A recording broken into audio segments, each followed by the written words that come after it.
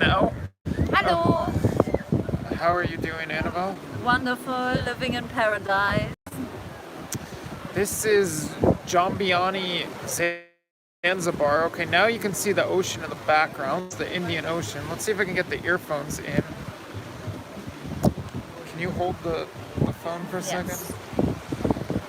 Just testing out the lighting. Look, this is a little bit better. Yeah, but there was a way that we could point it so that you can see the ocean background.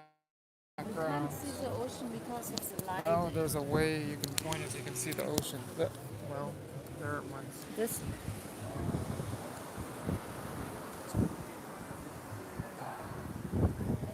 Maybe you can see the ocean. I guess I don't know how to I don't know how to adjust the lighting. It's really beautiful right here, but all right, there you go. There you can see it. Oh, Rob's tuned in. Hey Rob, are you in Mexico still? So there's the ocean.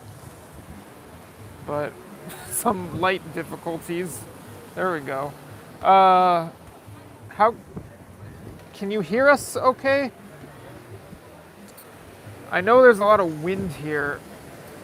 Are you in, where are you? PV, Puerto Vallarta, Rob? I guess we're not. I want to escape to Puerto Vallarta before I came to Zanzibar. Rob and whoever else is tuned in, can you?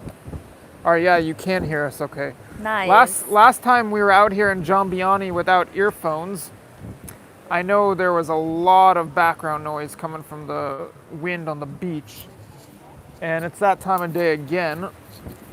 But I guess the audio is all right. Hi Robert, thank you for tuning in. The last time we streamed, actually the last time anything went up on my channel was Revolution Day here in Zanzibar, a little more than a month ago. And I know I've been AWOL since then, as has Annabelle, at least on YouTube. But we haven't gone very far. We're still here in Zanzibar and might be here in Zanzibar or at least in Tanzania for some time, as both Zanzibar and Tanzania are nothing like the rest of the world right now. And because I'm not willing to take a PCR test, because in my opinion they are fake and they don't work, so why should I, be complicit with the pharma industry and take one of those tests? I've taken a couple of them. We've already got someone Oh in ja, German. wir sind in welchem Dorf? In Jambiani sind wir gerade. So someone's asking where we are, right? Ja.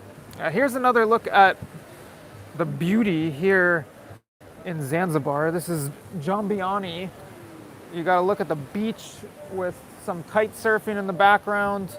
People playing soccer. Can you see them playing soccer? I think they're dancing right now. Oh no, they are just and about a bunch to of play. dhows.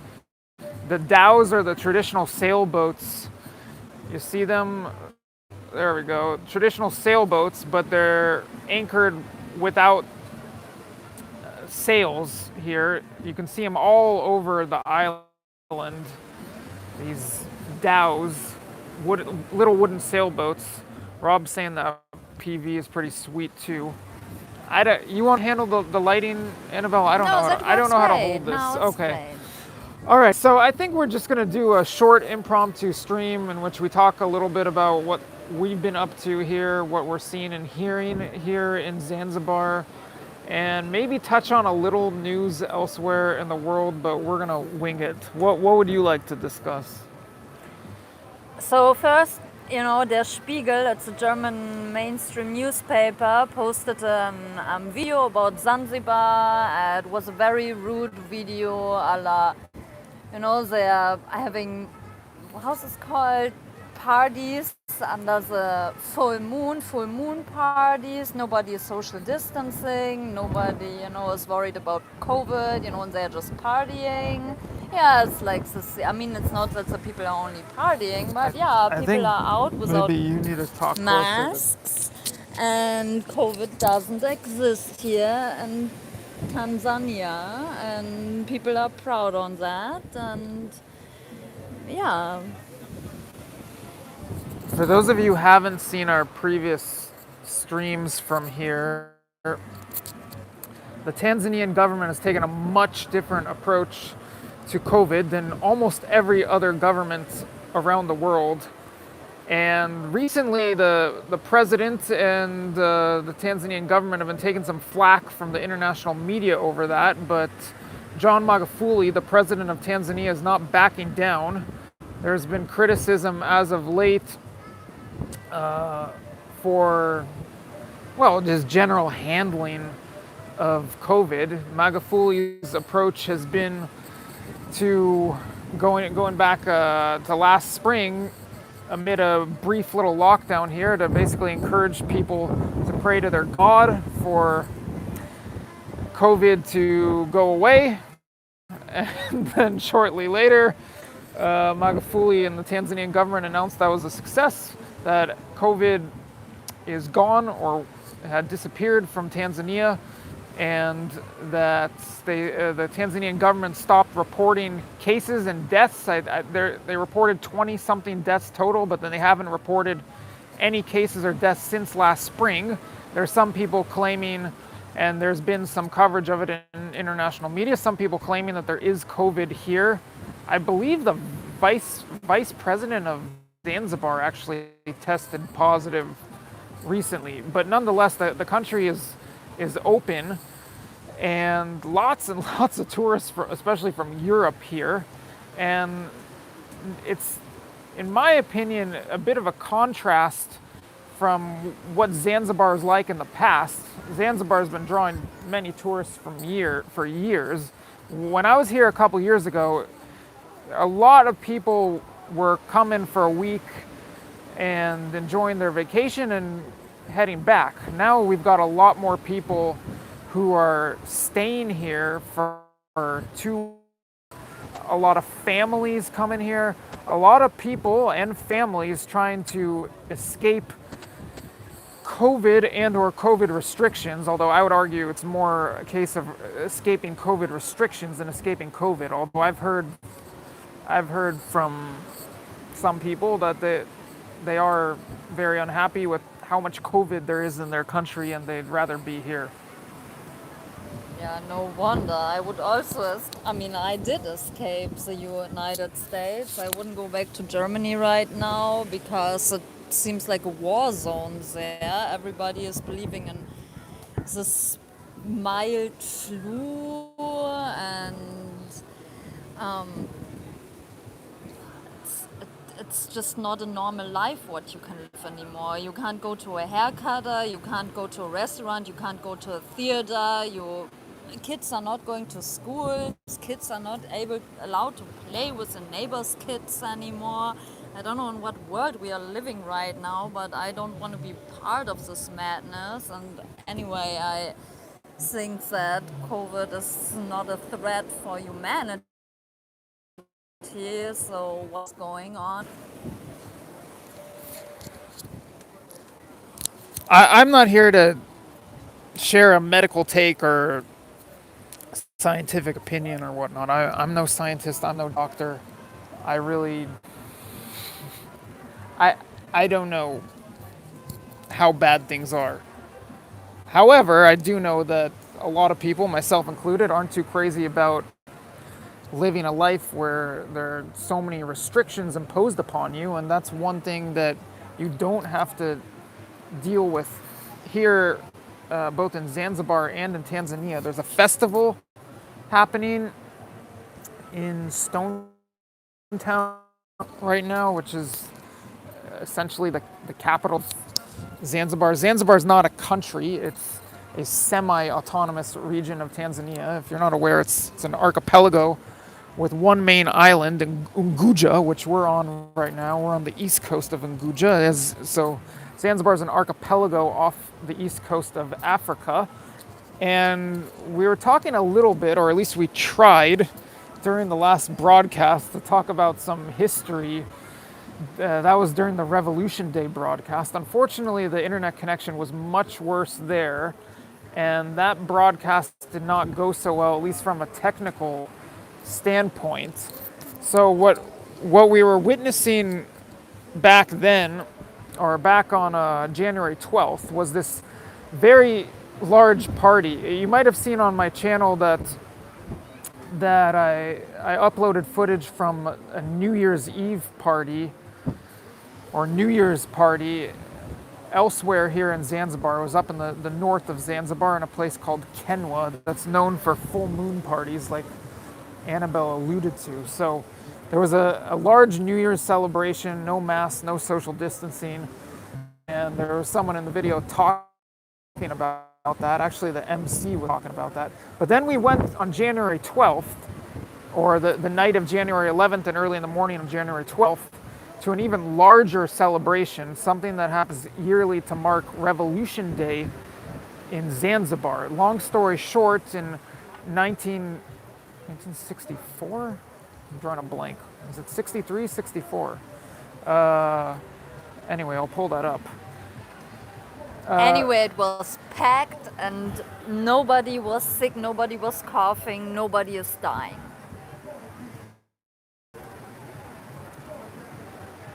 Hold on, I'm pulling. And that was the Revolution Day party. And I don't know why the Germans are saying, the hotels in Tanzania just doing marketing tricks, telling the people here's no COVID. And apparently the Germans are saying it's a trick, but it's no trick because here's no COVID. And people don't want to hear this word anymore. People don't want to have anything to do with this anymore. So they're really awakened here, they are living with nature, and they're really happy and friendly and just living their life, like every other country should do too. I don't know definitively that there's no COVID here. And again, I'm no medical expert, I'm no doctor, I'm no scientist, but I will say from my observation, it does not seem like the island is full of sick people, neither tourists nor locals. Nobody is sick. I've heard some theories that in a tropical place in a warm setting, and it is actually it is summertime here right now. We're just a little south of the equator. I mean, I've heard theorizing that in a place like this, the virus would die off or wouldn't cause much of an impact. I don't know, but as Rob is interestingly commenting on vitamin D right now, I remember being in Mexico, not in the city Rob's in right now, but in a different part of Mexico. Actually, I was traveling all over Mexico, but almost all of last February, right before COVID mania broke out, but at the time I was aware of the virus spreading, and I thought to myself, well, if there's this virus that's as bad as some people are saying it could be, well then I'd much prefer to be in a hot place, because generally speaking, I don't get sick in hot places. I'm not concerned about my health in hot places. I can't say the same about being in a cold place. Everybody in Northern Europe always gets a cold every year, during October to January. It's just everybody has it. It's nothing new. It's just because it's really freezing cold and there's ice and snow, and that's why people are getting the cold, but apparently the cold or the flu doesn't exist anymore. Anyway, I wanted to touch on a couple of the comments. I think Rob already got that. But I did want to circle back to Revolution Day a bit, because I'd promised during the Revolution Day stream that I'd put out a video. I don't remember if I promised, but I said I might, or I might have said so, that I'd put out a video with some highlights of the Revolution Day celebration, because the stream was so rife with technical difficulties. I might still be able to. I have some of my footage from that night that I shot off stream. I lost some of my footage from that night. I don't know if you want to get into what happened to us shortly after that, as I checked the chat. So we didn't doing. Yeah, okay. So somebody came in the middle of the night. I woke up, the robber, the thief, this man stood in front of our balcony door. I thought I was streaming. He took 3 phones and a laptop.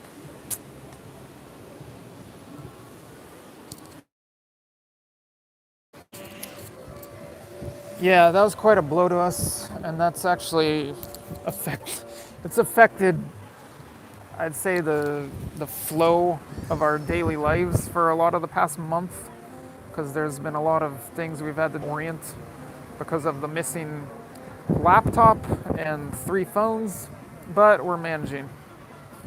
Someone's in South Africa. Who is this? Jack. We've met a bunch of South Africans here in Zanzibar. And I'd be curious to hear from you, Jack, what the situation is like there in South Africa right now. From talking to South Africans here, it sounds to me like when the restrictions are in place, or at least to a high degree, that things are pretty strict there. I had one South African telling me that there were troops going around patrolling roads and making people do push-ups for not following certain COVID rules and all kinds of stuff. I've heard a lot of different stories about South Africa. But even when this new variant strain was breaking out, there were still South Africans coming here to Zanzibar, and I think there still are. Maybe Jack wants to chime in a little bit about South Africa. Back to Revolution Day. So if you hadn't tuned into that stream, or if most of you probably haven't seen my coverage from 2 years ago, but I was here in Tanzania 2 years ago when I did a live stream during Revolution Day 2 years ago, and I did several videos about the revolution and Revolution Day. I use the term peculiarity or peculiarities. I know there's been one commenter who really doesn't like the way I've described things, and to him, the revolution of January 12th, 1964 was genocide. I'd say it's a bit of a stretch to make that conclusion. I don't want to make that call. It's not up to me to deem something genocide or not genocide. But for those of you not aware of the events of January 12th, 1964, there was an uprising here in Zanzibar led by a mainland African, black African, who I believe was from Uganda. His name was John Okello. And he led a revolt by black Africans against Arabs, and they overthrew the Sultan. The Sultan, to go back a little bit, Zanzibar was part of Oman, and for years there was a Sultan here. Then it became a British protectorate, but the Sultan remained in place until the revolution drove him out. And during the revolution on January 12, 1964, there were massacres all over the island, and Arabs were massacred. Some people from India who also live here, other South Asians were also killed. And somewhere in the range of low thousands, I think upwards of 20,000 Arabs and South Asians were killed that day. It was a very bloody day. And interestingly enough, that day and those events are celebrated every year here in Zanzibar on Revolution Day. There's this huge festivity which we went to and we live streamed from. Huge fireworks, beautiful fireworks. Yeah, I like the fireworks display. Some people say it's pretty poor taste to be blasting off fireworks on to commemorate a day in which those kinds of events took place.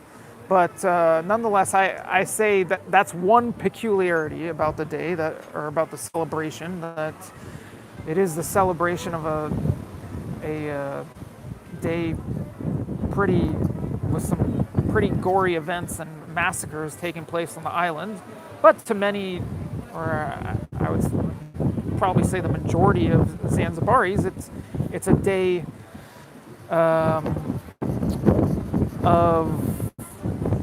something along the lines, they view it as symbolic of something along the lines of freedom of independence. But to me, that's another peculiarity about it, because the Zanzibar revolution ended up leading to a merger of Zanzibar and what was then Tanganyika, which is now the Tanzanian mainland.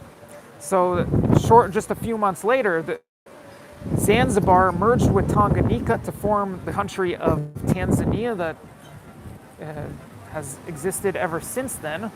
And in the views of many locals, Zanzibar has gotten a kind of a bad deal, or it's a lot of people here on the main island of Unguja, I presume on Pemba, elsewhere in Zanzibar as well, view that Zanzibar has somewhat fallen under the thumb of the mainland, and mainland Tanzanians enjoy privileges that Zanzibaris don't. I'll get to the comments in a second. And that the mainland has just benefited more from the merger than Zanzibar has. One common complaint I hear here is that the mainland, through taxation, ends up benefiting disproportionately from the tourism revenue here in Zanzibar. But there are a lot of complaints among Zanzibaris about the relationship between the mainland and Zanzibar. Another one is mainlanders coming here and working in the tourism sector and driving down wages. But nonetheless, this isn't something that most tourists ever come across or discuss, but it's something hidden a bit below the surface, and there are some tensions that remain between Zanzibar and mainland Tanzania, and that, to me, that's another peculiarity about the Revolution Day celebration, that Zanzibaris are celebrating the events that effectively led to the merger of Tanganyika and Zanzibar, which in eyes of many locals is not true independence, but rather Zanzibar largely falling under the control of the mainland. Okay, I don't know if you guys wanted to hear all about that. So back to the comments. Someone was asking, killing of Omanis. There have been many Arabs living here.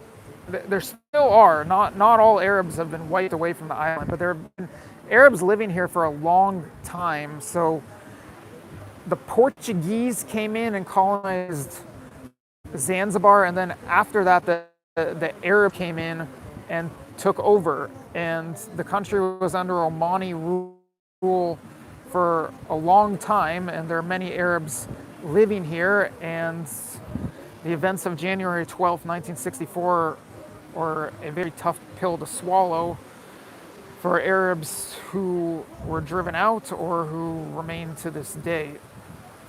What other comments do we have? And do you want to... Hey, Brian, thank you for tuning in. Thank you, everyone else, for tuning in. William, Joseph, Davy Boy, Nerdigans, BC17. Any comments you want to touch on, Annabelle? So what do we eat here every day? It's like different because, here are no supermarkets like in the US or in Europe. Here little markets where people sell fruits and, everything what you need, like oil, soy sauce and rice and all of this. So basically we get up in the morning and get a huge plate with fruits, papaya and pineapple, watermelon, mango, all that stuff, some eggs. And then the seafood here, amazing. It's just fresh caught from the sea. And I saw some vlogs where they said that don't eat the seafood here, but I don't know why they are saying that, because the seafood here is fresher than any seafood what I've eaten in the US. It's just fresh from the sea. To to add to that, on this very beach that you see behind us, and I don't want to move the camera. I don't want to move the picture because it looks so beautiful as is right now. Sometimes you'll actually see these young men walking with octopus, just emerging from the water with octopus in both hands. It's like there's no one out there fishing right now, but it's quite a sight to see. They're also it's very common here to see people walking on the beach with fish in their hands. I like that vibe, and yeah, the seafood here is really good. Someone was asking, or no, someone was cheers, Lady Zaga. Thank you for tuning in. Someone said a while back, Josh, the last nomad. I Here, a lot of digital nomads. Yeah, you want to touch on that? Yeah, so I didn't know what a digital nomad is before because usually I don't work digitally. But yeah, I hear a lot of people who work with their computers trying to find like little beach bars where they have great internet connections and then they just sit here and work. Someone was asking about Myanmar.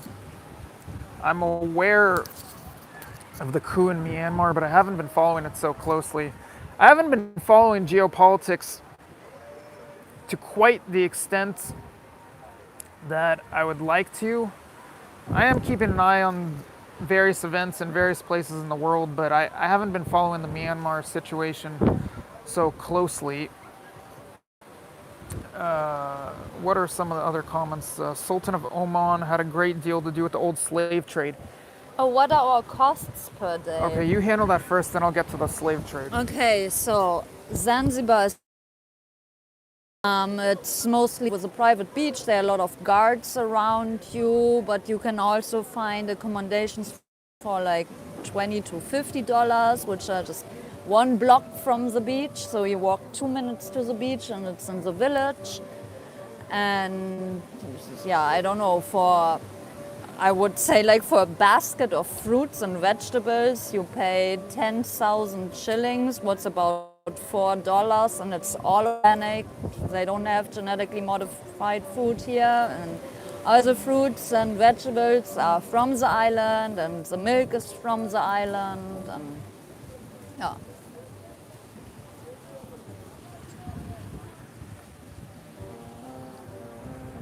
Zanzibar could either be very expensive or relatively cheap. That being for a tourist. If you're actually going to live like a local, which most tourists don't do, but I'm starting to see more foreigners and Europeans trying to adapt more to local living because they like I was saying before, they're escaping COVID restrictions and they want to. They're not escaping any diseases here. So that's what you have to understand. It's like when you come here and sit in a bar, basically everybody talks about, oh my God, I can't stand this anymore. I can't stand this mask restrictions anymore. I'm not allowed to have my restaurant open anymore. So they come here, and it's like a common topic where everybody talks about, and basically most of the people are COVID deniers. More questions, but yeah, probably if you guys are interested in potentially escaping to Zanzibar or visiting Zanzibar, leave a couple comments. I'd be interested. Maybe we'll do some content exclusively on that in the near future, because that's something that we could obviously talk about. And I've been here before. I spent more than a month and a half here back 2 years ago. I'm just very keen on Zanzibar and Tanzania in general. So to hit AI's question, which I was basically getting into before, you could try to live like a local, and if you can, you're not going to get down to local prices for everything. It's just not going to happen. People see you, you're a Mzungu, meaning white person, and you're not going to pay the local price for everything. However, if you live in the village, wherever that be on the island, as opposed to on the beach, and you eat from the local shops and restaurants as opposed to the beach restaurants and hotel restaurants, then I say you could you could probably get your costs all the way down to about $500 to $750 a month, somewhere in that range. But you really have to be doing a lot to drive down your costs, because if you come here as a tourist, it's a lot more expensive than that. But there are all kinds of tricks of the trade that you can learn to live here cheap if you want to. But there's a lot more to Tanzania than just Zanzibar. So maybe you want to go to the mainland. Maybe you want to go to Dar es Salaam, which also Dar is it's a very large city. I've spent a month there in the past. I hope to go back there soon. Dar could be quite expensive actually if you're living the expat lifestyle, or it could be very, very cheap. But that's how it is in much of Africa. You can have some people right over here living with costs in the thousands a month, and then some people right next to them where it's like their expenses for the whole month are $100. Oh, let's see. Brian's saying yes. Hold on. Let me see if other people are saying yes. I want to go. And there are also awesome Facebook groups from Zanzibar, what you can check out. There are a lot of people from all over the world who are sharing their experience. For example, one of those groups is Zanzibar Residents, or Women in Zanzibar, or something like that. And yeah, everybody is just sharing what their experiences, it's experiencing where you can find certain things. Somebody was looking for apple cider vinegar the other day. You know, you can't get everything here what you buy in a regular grocery store in the Western world. But it's, you can also adapt to this new lifestyle. Brian says he doesn't FB. My guess is those groups are going to migrate to Telegram at some point. There's been a lot of migration of Facebook groups to Telegram. I actually have my own Facebook group, which I haven't been managing enough or posting enough lately, but I wouldn't mind. That's the Freeman Mastermind group, if you look for it on Facebook. That's all about international living and remote work and travel. Someone was bringing up the slave trade in Oman. The slave trade did flourish here back in the days of Omani rule. I did a whole extensive video 2 years ago from Stone Town about the slave trade. I look forward to going back and seeing some of those sites again. They're in Stone Town. There's an old slave chamber that remains, which is right next to this slave museum and this Anglican church. And by the way, the Anglican church was involved in helping eradicate the slave trade here. But the slave trade lasted all the way into the early 20th century. And Zanzibar was one of the primary slave markets in the region, if not the world, for some time. I can find that video that I did a couple years ago, and after I'm done with this broadcast, link it, or maybe I'll go put it in the chat. Someone's asking about Airbnb. Local places cheap. Airbnb is not so common here. It exists. I've Airbnb'd here before, but people use Booking more. Yeah, I'm not a huge fan of Airbnb because the prices are mostly very high and you don't get something really nice for it.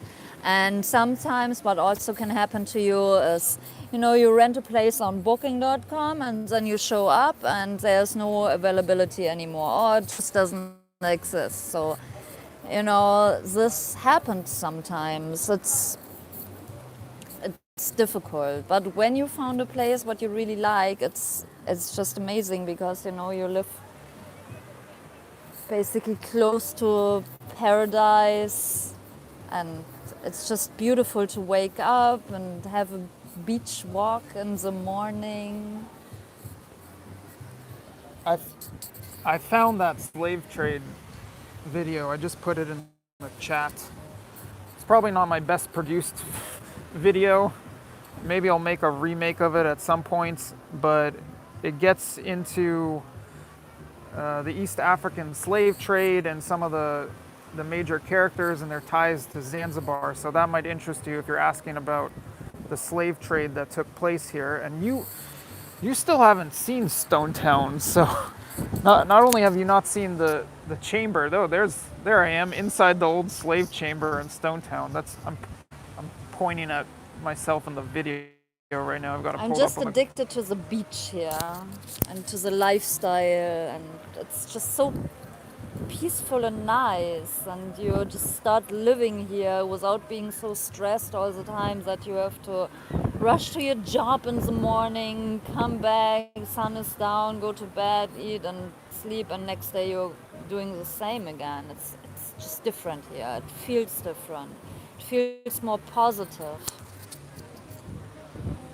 Is the volume still okay? I should be asking periodically to make sure that you can hear us all right. I know the last time we streamed at the beach, we did not have the earphones in, and once I was watching the replay, I realized, it didn't come out so well. William Joseph asking, are you purposefully avoiding the Fukushima? What about Fukushima? I don't know what you're asking about Fukushima. I'm purposely avoiding PCR tests and masks. I'm not going to wear masks. On that note, well, you don't have any issues with mask enforcement here. However, if we are going to visit a neighboring country at some point, right now they're all asking for PCR tests. Almost every country in the world, and outside of Tanzania, is asking for PCR tests at the moment. How easy to get a residency visa? We are actually looking into that. I think it is very manageable. There are a variety of options. You could get an investor visa. You could get a work permit. You could become a student here. They're all. Yeah, I was all did not knock us out. Can you guys still hear us? Can you just leave a comment confirming that you can? I hope you can. Or see us. So it's manageable, and a lot of people right now are okay. Thank you. A lot of people right now, as I was mentioning earlier, are coming here with the intent of staying a month, 2 months, 3 months, 6 months. If you're just gonna stay for a period of less than 90 days, then your visa on arrival gets the job done. If you're gonna stay for longer than 90 days, then you need to go on a visa run to another country and come back, or you can look into getting an extension and or residence here. And a lot of people are looking into different options so that they can extend their stay here in Zanzibar and in Tanzania.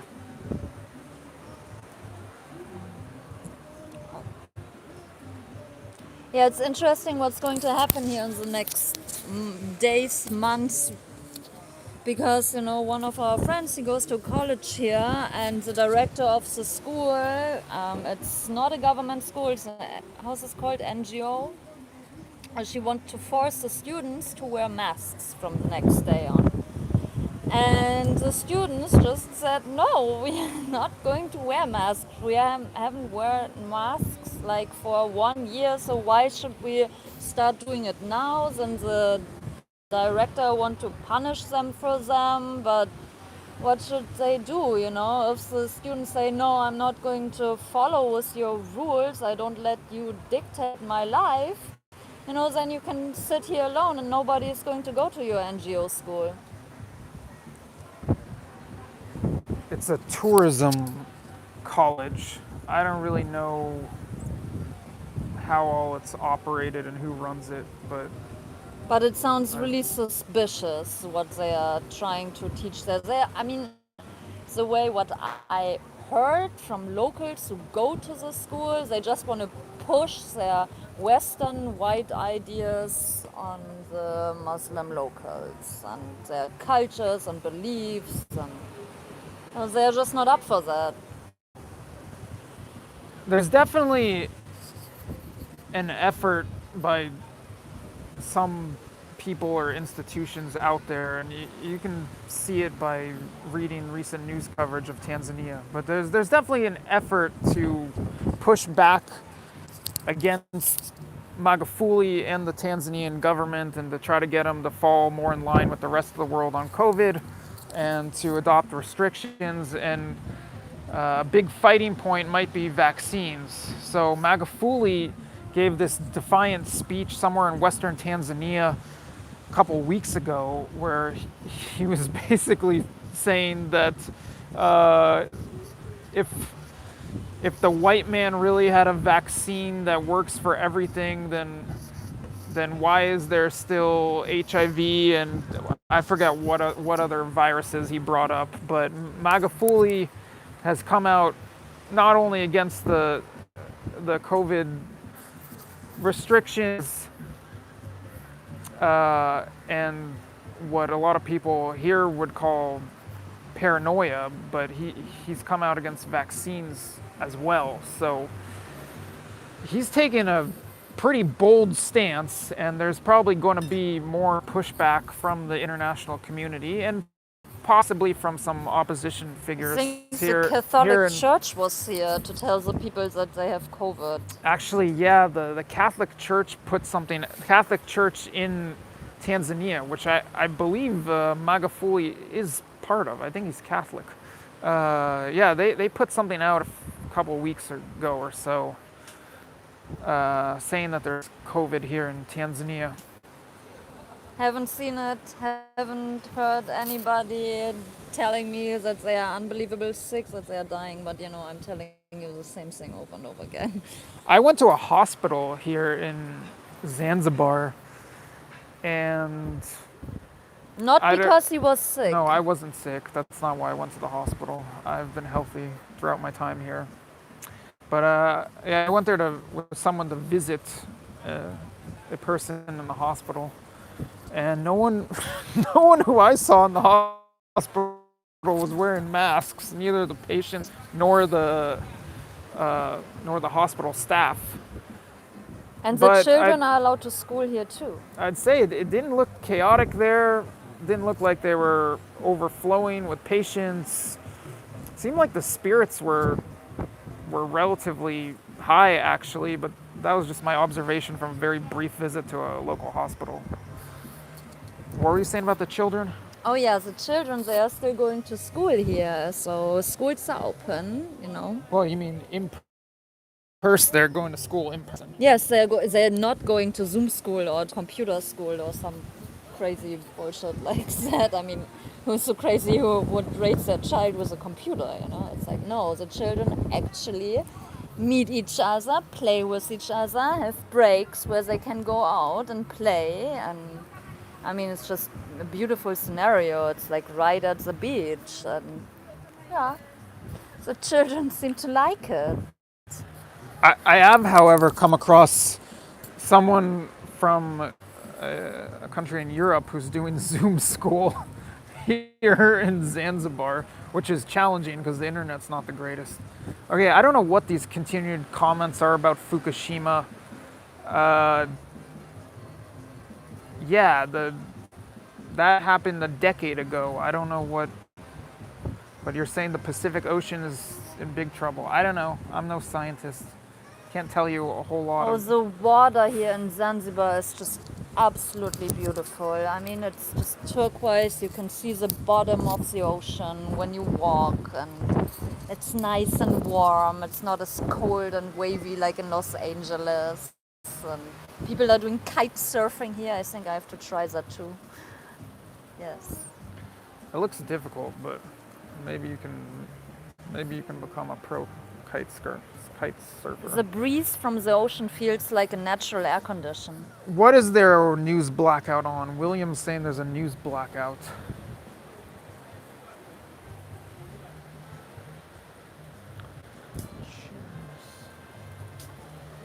A while back, someone was, the same person was saying the purge celebration. Is that what you're talking about? I don't know. Oh no, you're talking about Fukushima. I don't know. I don't know what I don't know what the development is with Fukushima. But there is a purge going on social media. A lot of restriction of free speech, which is pretty much gone at this point on at least major social media platforms.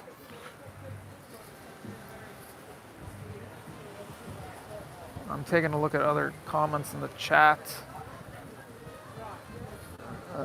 We got a lot into the cost of living. Maybe in the future we'll do more videos on life here if you're interested. If you're really interested in coming here, you can reach out to me, and who knows, maybe I'll do some consulting on bringing people to Zanzibar. I would tell or everybody Tanzania. it's just, the most freest place on the planet right now, I think. Here's a good comparison. We were in Mexico back in October, was it? Yeah, it was October. And we were pretty much only in the far south of Mexico, right by the Guatemalan border. We went there because of a migrant caravan, which, by the way, there's been more news about migrant caravans, but I haven't been covering that as of late. Although I might upload some old interviews with migrants from that region. But so we were in the state of Chiapas in southern Mexico, which I believe is one of the more rebellious states when it comes to COVID restrictions and vaccines, a la Tanzania. We spent a week there. In the town of Ciudad Hidalgo, right there on the border with Guatemala and the Suchate River. How would you say in Ciudad Hidalgo, Chiapas compares to life here in Zanzibar during COVID? Not as much, so what vision? There's no COVID. Simply as it is. It's like when people are not brainwashed by the media, they live their life healthy freely. And they are not the most richest and most developed countries or places on the planet, but, they live pretty freely. You don't want to answer that question? What? I was asking you how life and restrictions or lack thereof compared in Ciudad Hidalgo, Mexico versus... There was no restriction in Ciudad Hidalgo. Nobody was running after you, if you were not wearing a mask. Oh, they didn't let you into the supermarkets. Oh, there was one of those weird chain supermarkets where they didn't want to let me in without wearing a mask. But then, I just said, if you guys, I just buy some food from the local people. Point.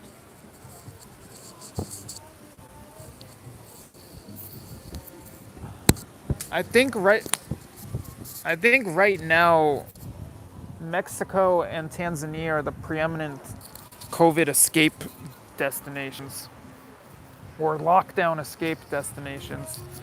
Mexico for the Western Hemisphere, Tanzania for the Eastern Hemisphere. Although there's some people from Canada and the U.S. here. Although it draws way more Europeans. Europeans go to Mexico also. But I think one difference between Mexico's handling of this and Tanzania's handling of this is that there's basically a blanket policy nationwide in Tanzania to not lock down, not have mask enforcement, and to basically go on with life as normal. That's been the policy since middle to late last spring. I guess late last spring, or somewhere around May of last year. Whereas Mexico, it depends more on the region. Granted, all the traveling I did around Mexico last year was right before the lockdowns took effect, with the exception of us going back to southern Mexico and the state of Chiapas back in the fall. Although I should say AMLO, Lopez Obrador, the president of Mexico, like Magufuli, has come out against lockdowns. What do you want to say? No, I mean, so we were also in Colombia, and the only difference was there that usually, no, there was no mask enforcement on the street when you walk. Oh yeah, in the supermarkets. But when you want to take a cab somewhere, the taxi driver sometimes told you that there were checkpoints where police might stop you and the taxi driver, and when the passenger is not wearing masks, they have to pay fine. Colombia is a mixed bag, and when they lock down pretty hard. We were there at a very good time. Davy Boy raises an interesting point. He's asking or stating, I imagine COVID-free entities like Kiribati and Tuvalu aren't, which are in the Pacific, aren't welcoming of outsiders. So I don't know what's the case with all the individual islands where there's no COVID, and then there are also the unique cases of Turkmenistan, which doesn't report any, and I think North Korea as well. But what I have been saying is that Tanzania is probably the country with the least restrictions out of any major country worldwide that under normal circumstances is open to tourists and foreigners. I don't know if anyone can get in there now during COVID. It's just about the hardest country to get into back prior to COVID. And then North Korea, well, that's pretty self-explanatory. But yeah, Tanzania, by landmass, I think is the 11th largest country in the world. I'm not positive. Population of around 55 million last time I checked. Checked those numbers, and the population of this country, I think, is going to rise quite a bit. Population of Dar es Salaam, I expect to skyrocket, but I've talked about that a lot in other videos when I was in Dar. Hope to go back there and touch on that more in the future. But for a large, significant country that's under normal circumstances open to foreigners, Tanzania is about as free as it gets in terms of lack of COVID restrictions right now. Yeah, and it's also really refreshing that when you are sitting in a bar, they don't have televisions all over where they're constantly repeating, social distancing, wash your hands, wash your hands, wash your hands, and, wear a mask. It's just different here. In Los Angeles, when you go, right now you're not allowed to go to a bar or a restaurant, but even before there were like 10 screens and they were all showing the same thing over and over again, and it feels like you were brainwashed in this town or countries or cities. That brings up another point Magufuli's made, or maybe it's even a policy of the Tanzanian government, which is, it's almost the exact opposite of what you're describing. So in California and Los Angeles as well, there's been government PR campaigns where they're spending taxpayer money on getting people to try to sway public opinion on COVID restrictions and getting people to support them. Well, in Tanzania, it's kind of the opposite. I don't know what there is in terms of taxpayer money being spent on trying to change minds, if they even need to. I don't think they need to change many minds. But Magufuli's made a bunch of comments about telling people not to be scared, not to be paranoid, not to be worried walking around every day, and he's gone so far as to basically say that God's cured COVID in Tanzania. I heard something yesterday when doctors or restaurants or whatever are promoting COVID, like when they're having signs out, wear your mask, social distance or whatever, they can get fined for that. I'm not sure of that. I would have to look into that. There, So don't spread fear is the motto here in this country.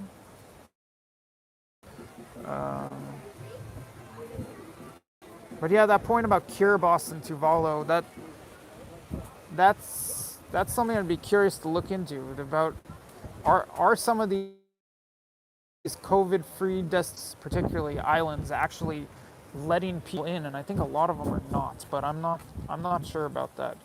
Someone was asking, what time is it here? It's almost time for us to wrap up the broadcast. 7:23 p.m. Yeah, so the sun just went down. You saw the sun set behind. Well, no, you. Oh, now there's a fire. No, you. They're making Yeah, a bonfire there's a on bonfire. the beach. You did not see the sun set behind us, actually, because we're on the east coast of the island. So if we were broadcasting 12 hours from, or 11 hours from now, you would get to see a very beautiful sunrise. They're really beautiful sunrises right here, but if you want to see the beautiful sunsets, go to the west coast of the island. And we've seen quite a few. I posted a bunch of them on Instagram, at Nomad Journalist on Instagram. What's your Instagram? Romika Annabelle.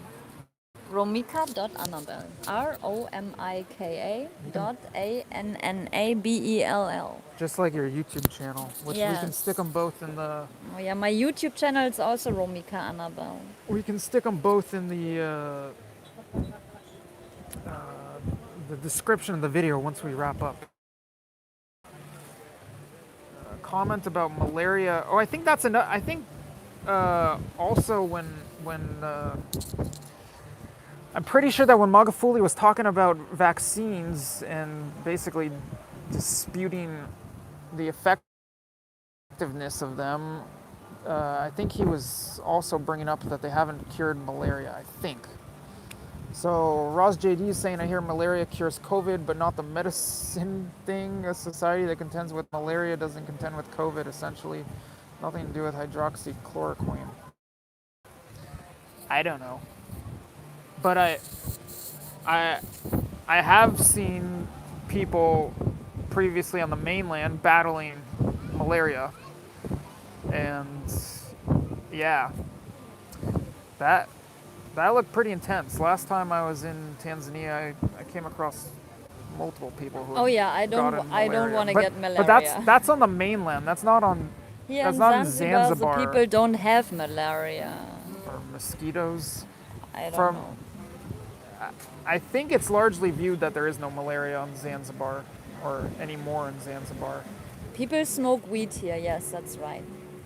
BC17 saying Bill Gates is a jab waiting for me or us back in the good old USA. Yeah, I'm not going back to the USA when I have to take a PCR test because I'm not going to take one of those weird tests. I'm not complicit to the pharma industry. I'm not going to pump money into them, so no PCR test for me.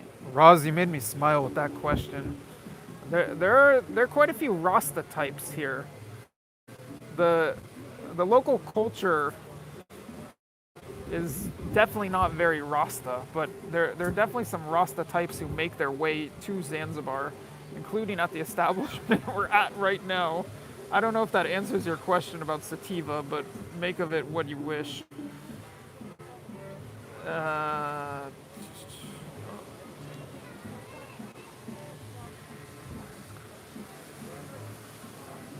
gotta get back to some other. Okay, sorry, we cut out for a second. I just got another call. I gotta wrap up this broadcast momentarily. BC17 saying PCR test is going anal now, literally. There have been reports about that in China. I haven't really looked into them though. I'd rather not get any anal test. And I don't want to have anybody sticking anything into my nose. The friend of my mom, he got a PCR test and he asked the nurse if, do you want to kill me? Because it hurts so much. And no, not for me. All right, I'm low on battery. I got to get back to other stuff. I need to wrap up this broadcast. I'm glad that we finally checked in with all of you after having been AWOL from YouTube for nearly a month.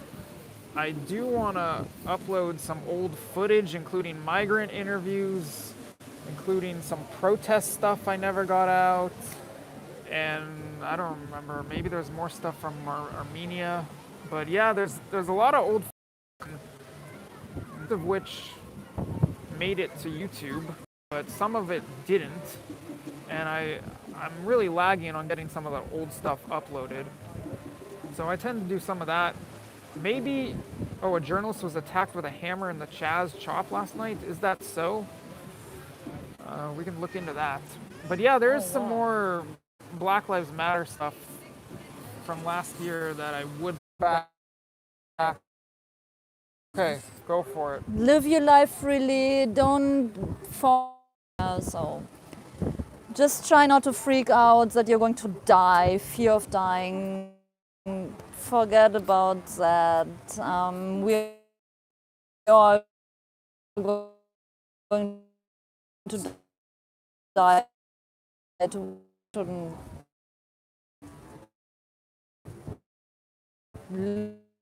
live our life just. Okay, I'm just gonna wrap this up. We're having connection problems, but that happens here a lot. So just say, look out for more Zanzibar and Tanzania This broadcast ending. All right, thank you very much. Asante sana. Thank you for tuning in. Goodbye from the beach in Zanzibar.